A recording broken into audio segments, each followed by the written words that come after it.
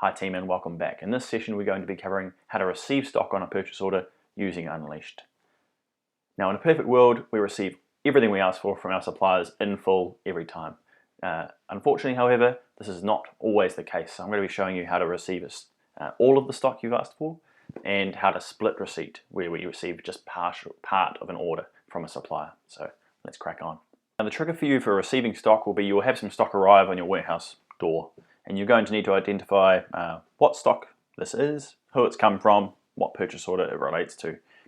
Some ways we can do that is hopefully it's come with some corresponding delivery information like a packing slip that might feature a supplier name or ideally a purchase order number if you're dealing with a diligent supplier. So if you click on purchases, purchase orders, view purchases, you'll see a list of all your purchases, all the stock you're expecting. So if you scroll through this list and have a look for the supplier name of the stock that you've just received, or ideally a purchase order number. You can also search the purchase order number using this magnifying glass. So however you get there, we need to be on this page. So having identified the correct order. Fantastic. So now that we're on this page, we're going to click receipt. It's very important we do this because this is the act that will actually increase your stock on hand. So placing a purchase order won't increase your stock on hand.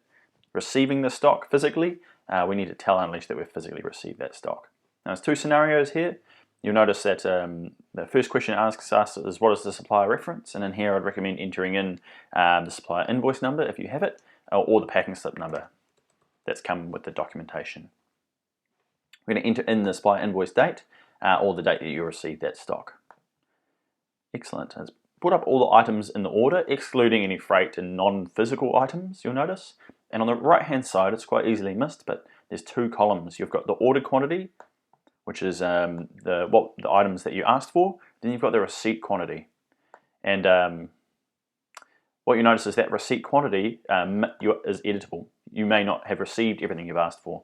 So if you ask for 50 bats and we only receive 40, then you're going to override this number here with the physical number of bats you've received. So that is important. You need to count the items on the pallet or in the box that you've got and make sure that you've got everything you've asked for.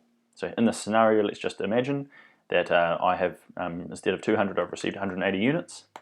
Then that's what I'm going to do there. Excellent. As I do that, you'll notice that the words change from complete to split complete, or from receipt to split receipt. And that's quite important because what it will do is with these 50 units, it will receive 40, increase my stock on hand by 40, and it will actually create another purchase order for me with a /1, /2, /3, depending on how many partial shipments I receive for every subsequent purchase order. So it's the same order number, but just different parts thereof. Cool. So if you're receiving the full quantity, you can just leave that as is. And you have the choices of either confirm receipt or complete. Now there's an important distinction there. You can confirm receipt when you're happy that you've received everything you've asked for. If you select complete, that will complete the purchase order. And the difference between those two is that I can confirm receipt and still add future purchase order costs. So if I haven't yet got my freight forwarding invoice, if I haven't got my customs invoice, then you want to click confirm receipt. If you've received all the purchase order costs, those external suppliers that bought these products from point A to point B for you, then you can click complete and that'll end your purchase order. So in this scenario, I'll just demonstrate. If we make that 40 and this one 180, I'll click split receipt because I might still have some purchase order costs to come in. It'll say, are you sure you want to split this costed purchase order? All costs will be added to the current receipt quantity. So that's saying that the cost that I've already added, which was an invoice I received earlier in the week, perhaps for some in-country costs, they're at the moment going to be allocated to these items here in those quantities, 40 and 180. So I'm going to click yes. That's really important because if I don't receipt what I physically received, I can't use these items to sell later. I can't do dispatch.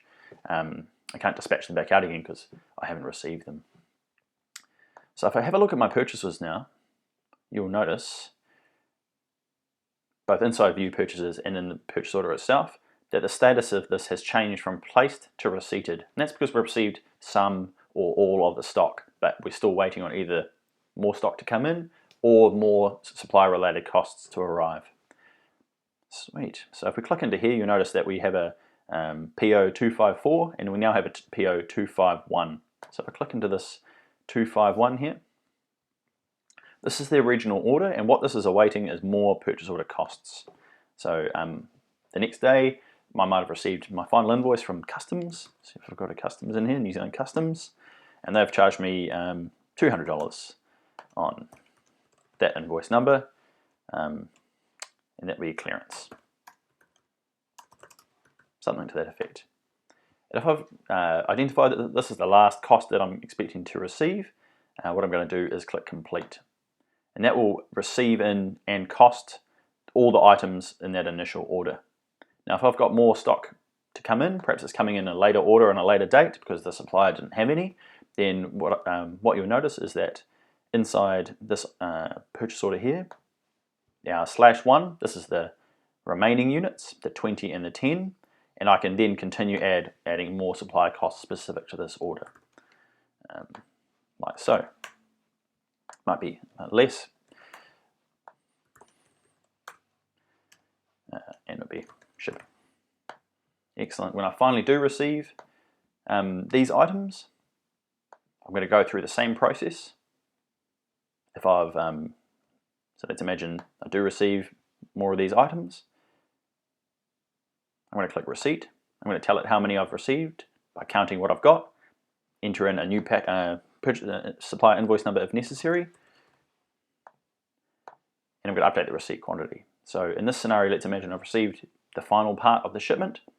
What I'm going to do is I'm either going to select confirm receipt if I've got all my supplier invoices, but if I haven't yet got all my supplier invoices, I'm going to select confirm receipt. If I have, then I'm going to select complete. If I just select confirm receipt now, we'll imagine that we've still got another customs invoice to come. Go back to my purchase order, you'll find that it's in the receipted status. And it's got all these items, and I'm now able to sell these items because it's increased my stock on hand. But I've got more supplier invoices to come. We'll put in clearance fee. Great. Once I've received all my supplier invoices, I'm going to click complete. It's really important that we segment receipting stock from completing a purchase order, because otherwise we're not going to be able to allocate any more costs to a completed purchase order. The effect of this, especially if you have a connected accounting system like Xero, is that once we complete this order, these items here will be created as supplier invoices in order to pay DHL, NZ Customs, etc. as draft accounts payable in your accounting system. We're also going to get a supplier invoice for each one of the packets of shipments we receive. So what we covered there was how to receive stock against the purchase order inside Xero Unleashed. We covered what to do when you receive all of the stock that you asked for, what to do when you receive just part of the stock and you have more to follow, and the important distinction between receiving stock and completing a purchase order. We only complete a purchase order once we're confident that we've received all of the supplier related costs for that purchase order. So hopefully you found that worthwhile, and I'll see you in the next session.